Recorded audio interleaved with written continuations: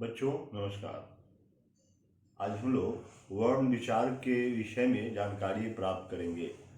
वर्ण विचार में वर्ण से संबंधित अनेक तरह की जानकारी हम प्राप्त करते हैं। तो आइए क्रमशः इसके विषय में जानें। वर्ण वह स्वतंत्र ध्वनि है जिसका खंड या टुकड़ा नहीं होता। अ, ब, क, प, ट इत्यादि।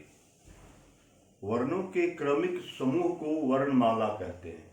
वर्णों के क्रमिक समूह को वर्णमाला कहते हैं। स्वर वर्णों के समूह को स्वरमाला कहते हैं।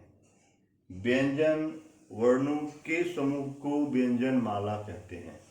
परीक्षा में वर्ण, वर्णमाला, स्वरमाला और व्यंजनमाला की परिभाषा और उसके उदाहरण संबंधी प्रश्न पूछे जाते हैं। अब हम विचार करते हैं स्वर के प्रकार। वर्ण के दो प्रकार हैं, स्वर और व्यंजन।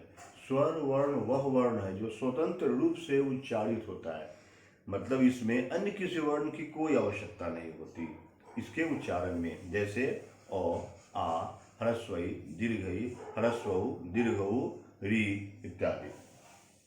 स्वर के तीन भेद होते हैं, ह्रस्व, दीर्घ और संयुक्त। ह्रस्व स्वर वह स्वर है जिसके उच्चारण में बहुत ही कम समय लगता है, जैसे अ, ह्रस्व ई, ह्रस्व उ इत्यादि। दीर्घ स्वर वह स्वर होता है जिसके उच्चारण में ह्रस्व से 2 गुना ज्यादा समय लगता है, जैसे आ, दीर्घ ई, दीर्घ उ, री इत्यादि। संयुक्त स्वर वह स्वर है जो जिसमें ह्रस्व और दीर्घ दोनों का मेल होता है, जैसे ए, ऐ, ओ, औ इत्यादि। स्वरों की संख्या ज्ञात मानी गई है। व्यंजन वर्ण वह वर्ण है जो स्वर की सहायता से बोली जाती है, यानी स्वर की सहायता से जिन वर्णों का हम उच्चारण करते हैं उसे व्यंजन वर्ण कहते हैं। व्यंजन वर्णों की माला को व्यंजन माला कहते हैं। इसके 4 प्रकार हैं, स्पर्श व्यंजन, अंतस्थ व्यंजन, उष्ण व्यंजन और संयुक्त व्यंजन।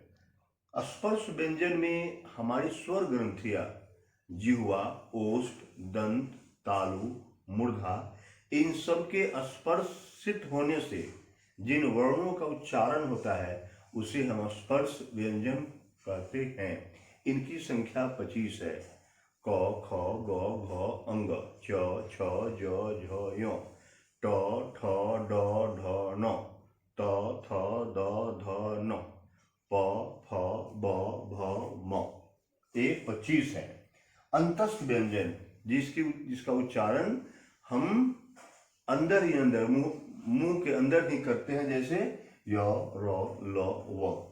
उष्ण व्यंजन जिसके उच्चारण में अधिक ऊष्मा निकलती है, अधिक ऊर्जा निष्कासित होती है, जैसे तलाब श, मूर्धन स, दन स, ह इत्यादि।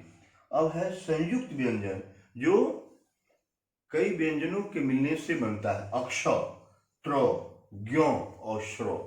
तो ये मुख्य रूप से 4 संयुक्त व्यंजन होते हैं, 4 जो है उष्ण व्यंजन है और 4 अंतस्थ व्यंजन है और 25 जो है वो स्पर्श व्यंजन है। तो इसकी परिभाषा, स्वर की परिभाषा, स्वर के भेदों की परिभाषा, इसके उदाहरण से संबंधित प्रश्न पूछे जाते हैं, तो इसका अभ्यास आवश्यक है। ठीक उसी तरह व्यंजन की परिभाषा, व्यंजन के प्रकारों की परिभाषा और इसकी संख्या, इसके उदाहरण से संबंधित प्रश्न पूछे जाते हैं।